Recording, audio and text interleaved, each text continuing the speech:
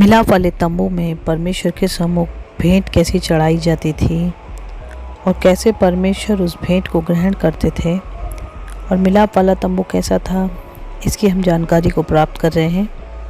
परमेश्वर के दास मूसा ने सीनै पर्वत पर परमेश्वर की आज्ञा के अनुसार एक नमूने को देखा और उसी के अनुसार उसने मिलाप वाले तंबू का निर्माण किया और उसमें उसने परमेश्वर के लिए एक वेदी को बनाया और उस वेदी में वो परमेश्वर के लिए भेंट लाता था, होम बलि लाता था, जिसकी सुगंध से परमेश्वर प्रसन्न होता था। और जैसा जैसा प्रभु ने अपने दास मूसा को बताया, मूसा ने बिल्कुल वैसे ही मिलाप वाले तंबू का निर्माण किया और उसमें रखी हुई प्रत्येक चीज़ों का निर्माण किया और उससे परमेश्वर प्रसन्न था और परमेश्वर उस तंबू में मूसा से मिलने आता था। कुछ इस प्रकार से मिलाप वाला तंबू दिखाई देता था और उसकी लंबाई चौड़ाई, उसकी ऊंचाई और वो तंबू कैसा होना चाहिए था, कुछ इस प्रकार से दिखता था। आप निर्गमन की पुस्तक उसके 25वें अध्याय से 40वें अध्याय तक इस मिलाप वाले तंबू के विषय में पढ़ सकते हैं, तो ज़रूर से बाइबल अध्ययन कीजिएगा। जिस प्रकार परमेश्वर ने मूसा को आज्ञा दी, मूसा ने ठीक उसी प्रकार से परमेश्वर के लिए उस तंबू का निर्माण किया, परमेश्वर के लिए वेदी का निर्माण किया और परमेश्वर की पवित्र उपस्थिति के लिए वाचा का संदूक और उसको रखने के लिए वो परम पवित्र स्थान का निर्माण किया, जिसे टैबरनेकल भी कहते हैं, मूसा का तंबू भी कहते हैं। वो कुछ इस प्रकार से दिखता था। जब मूसा उस तंबू में प्रवेश करता था तो परमेश्वर की उपस्थिति बादल के रूप में उस टैबरनेकल के द्वार पर आ जाती थी और लोग समझ जाते थे कि परमेश्वर अब मूसा से बात कर रहा है और वो अपने तंबुओं में से परमेश्वर को दंडवत करते थे। परमेश्वर ने मूसा को आज्ञा दी कि हारून के पुत्र और हारून का अभिषेक किया जाए कि वो परमेश्वर के सम्मुख याजक का काम करें और उनके वस्त्र याजकीय हों। मूसा ने हारून और उसके पुत्रों का अभिषेक किया ताकि वो परमेश्वर के मिलाप वाले तंबू में याजक का काम करें और उनके लिए उसने याजकीय वस्त्रों का भी निर्माण करवाया। और याजक के याजकीय वस्त्रों का भी संस्कार था जो आप स्क्रीन पर देख रहे हैं। परमेश्वर के वचन बिल्कुल इसी प्रकार से सिर से लेकर पैर तक याजक के वस्त्र होते थे और उसी के अनुसार मूसा ने उन हारून और उनके पुत्रों के लिए परमेश्वर के याजकीय वस्त्रों का भी निर्माण करवाया। और वो याजक के वस्त्रों का एक अपना महत्व था जो कुछ इस प्रकार से, जो आप इस फोटो में देख रहे हैं, इस प्रकार से था, सिर से लेकर पैर तक। और इसी प्रकार से याजक जब परमेश्वर के सम्मुख धूप जलाया करता था, परमेश्वर के सम्मुख वो अर्ध को ले जाता था और परमेश्वर के सम्मुख जब वो होम बलि को जलाता था तो कुछ इस प्रकार से वो ड्रेसअप होता था, बिल्कुल जैसे आप इस फोटो में देख रहे हैं। परमेश्वर के सामने जब वो मेढ़ों की चर्बियों को जलाता था, कुछ इस प्रकार से था। और जैसी वेदी, जैसी लकड़ी परमेश्वर ने मूसा को बताई थी, उसी प्रकार से वो जलाया करता था। और एक बार हारून के पुत्रों ने गलत लकड़ी का प्रयोग कर दिया था और परमेश्वर की ओर से आग गिरकर उन दोनों को भस्म कर दी थी। और परमेश्वर ने मिलाप वाले तंबू का निर्माण इसलिए करवाया कि वो इज़राइलियों के समीप रहा करे और वो पवित्र स्थान पर उनसे मिला करे। परमेश्वर उसी तंबू में इज़राइलियों से मिला करता था और परमेश्वर ने वाचा बांधी कि वो उनके बीच में निवास करेगा और परमेश्वर उनका परमेश्वर होगा और वो ये जानेंगे कि परमेश्वर ही उन्हें मिस्र देश की गुलामी में से निकाल के ले आया। और जब मिलाप वाला तंबू बन गया तो उसकी सारी चीज़ें बिल्कुल परमेश्वर के वचन के अनुसार वैसी ही रखी गई, बिल्कुल वैसे ही होम बलि की वेदी और हौदी जिसमें पानी भरा जाता था, सब कुछ बिल्कुल वैसे ही जैसे आपने वीडियो में देखा। और मूसा उस तंबू में प्रवेश करता था और वो तो निकल भी आता था, परंतु यहोशू नामक एक जवान उस तंबू को नहीं छोड़ता था। परमेश्वर मूसा से बिल्कुल आमने सामने साफ साफ बातें किया करता था। और जब मूसा उस मिलाप वाले तंबू में जाता था तो सब लोग समझ जाते थे कि परमेश्वर की उपस्थिति अब इस तंबू में आ जाएगी। इसलिए सब लोग अपने सभी कामों को छोड़कर परमेश्वर को दंडवत करते थे। और जब मूसा बाहर निकल आता था तो जो परमेश्वर उसे आज्ञा देता था वो सारे इजरायलियों को सुनाता था। यह मिलाप वाला तंबू 2 भागों में विभाजित था, पहला पवित्र स्थान और दूसरा महापवित्र स्थान।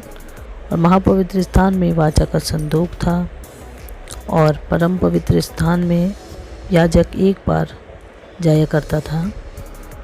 इजरायलियों के मिस्र से निकलने के लगभग 1 साल के बाद ये तंबू बनाया गया, क्योंकि परमेश्वर चाहता था उनके बीच में निवास करना।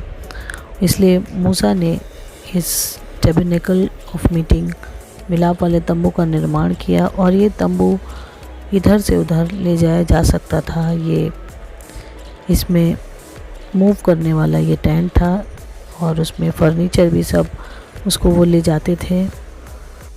बाहरी आंगन में पशुओं की बलि के लिए उनको ले जाया जाता था, जिस प्रकार से होम बलि होती थी। और पवित्र स्थान में भेंट की रोटी थी और वो धूपदान था जो परमेश्वर के सम्मुख जिसको नित्य जलना था। और वो स्थान भी था जहाँ पर चर्बी जलाई जाती थी, जिसकी सुगंध से परमेश्वर प्रसन्न होता था।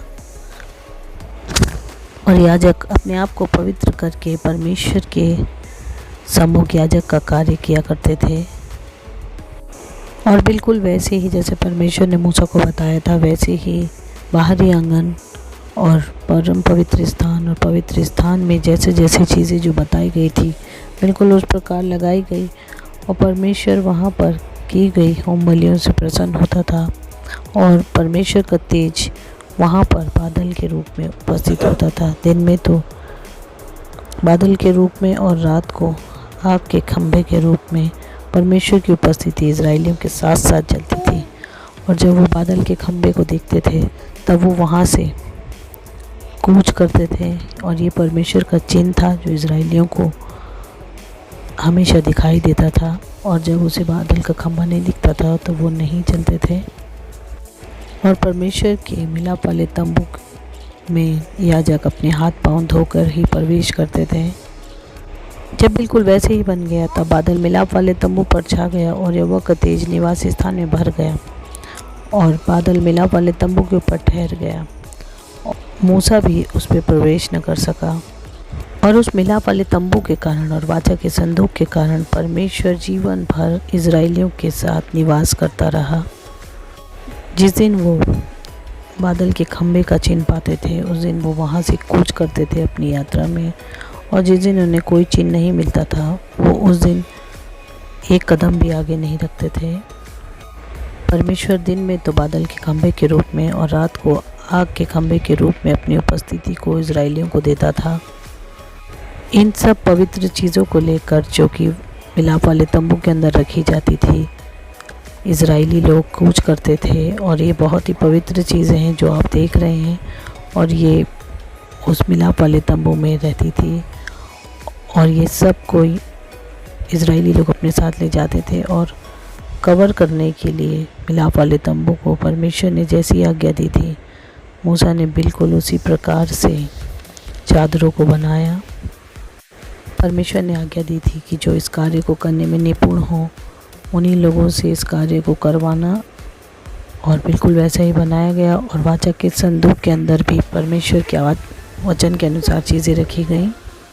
वाचा के संदूक के ऊपर के ढक्कन को मर्सी सीट कहा जाता था। इसे प्रायश्चित का ढकना भी कहा जाता था। और ये हटाया जाता था और इसके अंदर परमेश्वर के वचन के अनुसार कुछ चीज़ों को रखा जाता था और वो बिल्कुल पवित्र होती थी। इसमें 10 आज्ञाएं जो परमेश्वर ने मूसा को व्यवस्था दी, उसकी 2 पट्टियाँ और एक सोने का मर्तबान जिसमें मन्ना रखा जाता था और हारून की छड़ी जिसमें फूल आ गए थे। ये तीनों चीज़ें इस पवित्र वाचा के संदूक में रखी जाती थी। और इसके ऊपर प्रायश्चित का ढक्कन लगा दिया जाता था और उसके ऊपर परमेश्वर इजरायलियों के बीच में निवास करता था।